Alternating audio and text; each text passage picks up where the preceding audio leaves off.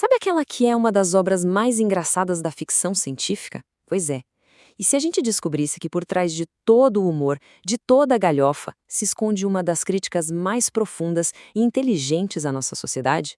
É exatamente isso que vamos fazer aqui: explorar a filosofia por trás de O Guia do Mochileiro das Galáxias.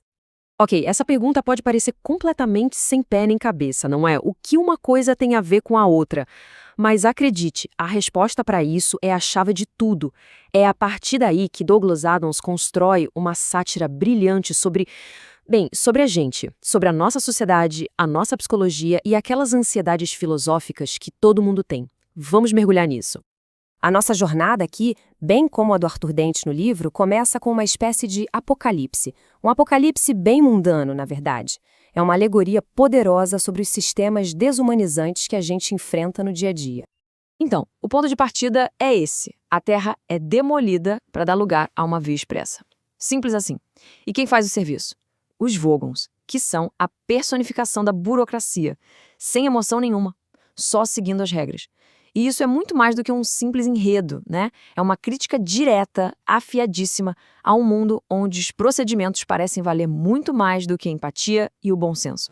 E quando a gente coloca lado a lado, os paralelos são impressionantes, para dizer o mínimo. A burocracia Vogon segue regras sem pensar. A nossa, muitas vezes, prioriza o processo em vez das pessoas. A ordem de demolição estava disponível em algum lugar inacessível. Aqui, decisões importantes são justificadas por formulários que ninguém entende. É genial como o Adams nos faz sentir exatamente como o Arthur Dent, totalmente impotentes diante de decisões arbitrárias justificadas por processos que parecem não fazer sentido para ninguém. Certo? O planeta foi destruído por causa de uma papelada. E agora? Se o universo é esse lugar caótico e indiferente, como é que se lida com o pavor de existir? Bem, o guia nos oferece duas ferramentas cruciais. E olha, elas são surpreendentemente profundas. A primeira, e talvez a mais famosa de todas, não entre em pânico, escrito em letras grandes e amigáveis na capa do guia. Essa é a regra número 1. É um lembrete constante para a gente manter a flexibilidade psicológica, sabe?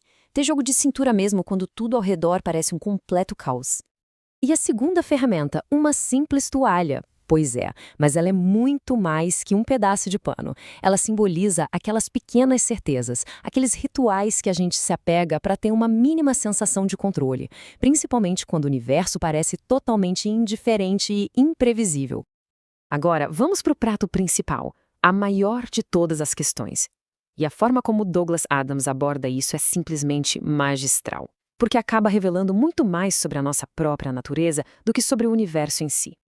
Para achar a grande resposta, o que eles fazem? Constroem um supercomputador, o Pensador Profundo. E ele passa nada menos que 7,5 milhões de anos calculando. Só isso já mostra a nossa necessidade desesperada de ter um propósito simples, uma fórmula única que explique tudo de uma vez por todas.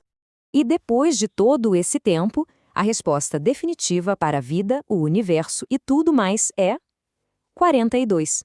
É isso, 42. Um anticlímax tão gigantesco que só pode ser uma piada cósmica. Mas o verdadeiro problema aqui nunca foi a resposta. O problema era a pergunta. Ninguém sabia qual era a pergunta fundamental. E aqui está o coração da filosofia do Adams, que ecoa pensadores como Albert Camus. A ideia de que talvez a gente passe a vida inteira procurando respostas para as perguntas erradas. É nesse contexto que Arthur Dent, com sua toalha e seu pânico controlado, se torna um nosso herói absurdo.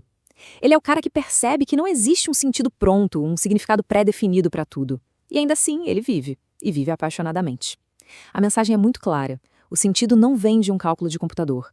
Ele é construído ao longo da jornada. Para a nossa reflexão final, vamos fazer uma comparação interessante. Vamos colocar a sátira cósmica de Adams em um diálogo com o humanismo profundo do astrônomo Carl Sagan. Duas formas de olhar para o nosso lugar no universo. Para o Guia do Mochileiro, o verbete sobre o nosso planeta é atualizado para praticamente inofensiva. Pense no peso disso. Toda a história da humanidade, nossas conquistas, nossas tragédias, tudo resumido a praticamente inofensiva. De uma perspectiva cósmica e burocrática, a nossa autoimportância é cômica. Já Carl Sagan, em contraste total, olhou para uma imagem da Terra como um minúsculo, pálido ponto azul no espaço e viu a mesmíssima pequenez. Mas em vez de insignificância, ele viu motivo para a união. Um chamado à responsabilidade para a gente cuidar do nosso único lar. No fim das contas, tanto Adams quanto Sagan partem da nossa pequenez cósmica para chegar a uma conclusão. Adams usa a sátira para questionar a nossa arrogância. Sagan usa a ciência para inspirar a união e cuidado. São duas visões que, no fundo, se complementam e nos fazem pensar em como a gente deve viver. E isso nos deixa com uma pergunta para refletir, que o próprio livro provoca. Se a gente soubesse que a resposta final não é o que importa, como isso mudaria as nossas perguntas? O Guia do Mochileiro das Galáxias não nos dá uma resposta pronta, ele nos deixa um desafio. Rir do nosso próprio desespero, desconfiar de soluções fáceis e, acima de tudo, focar em fazer perguntas melhores, perguntas que tenham mais significado.